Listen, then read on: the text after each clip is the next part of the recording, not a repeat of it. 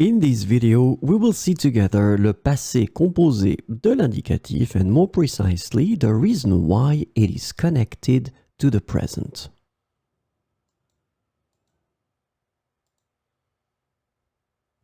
So, passé composé is a really useful tense that normally we should master if we really want to interact in French with French-speaking persons.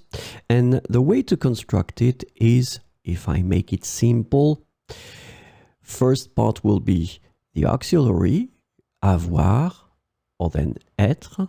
They should be conjugated in the present tense, and then second part, because it's a compound tense, it should be your verb in the participe passé form, so the past participle.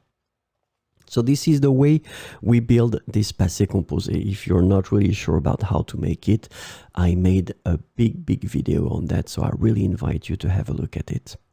But the important thing here is that avoir or être, so the first part of this compound tense, will be in the present form. So it will be the present tense, le présent de l'indicatif. And the use of the present tense, it will give you the feeling that the past action is related to the present in a way or another. So this is extremely interesting, because in that case we're talking about grammar, but we're also talking about psychology, because of course the language is connected to your brain, so it will go there and then you will somehow start to analyze it. And the fact that we're using avoir or être in the present will give us always this feeling that somehow this action is related to the present.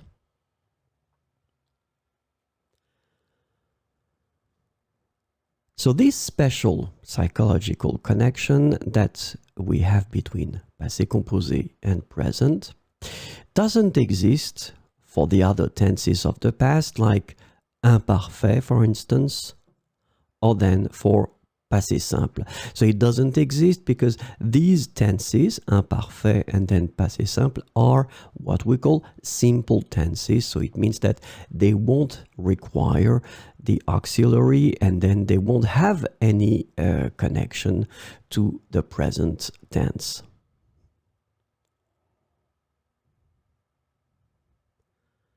But the interesting thing is that the special psychological connection between passé composé and the present does exist also for le passé récent. So remember that le passé récent, we are using the verb venir, we put the preposition de, it should be in the present form, and then we put the verb in the infinitive. So this structure, it's to usually express this it just happened concept. And the fact that we are using venir in the present tense will also give us this feeling that it is connected to the present.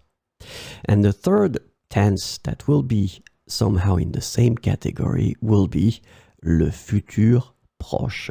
Le futur proche, remember, it will be constructed with the verb aller. That should be also in the present tense, so aller, and then your verb should be in the infinitive.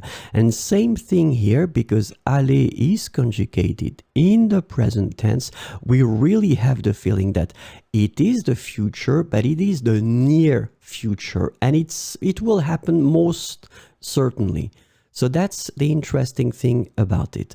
So remember that passé composé, passé récent, and futur proche, because of their construction based on the present tense, will be connected to the present in our minds.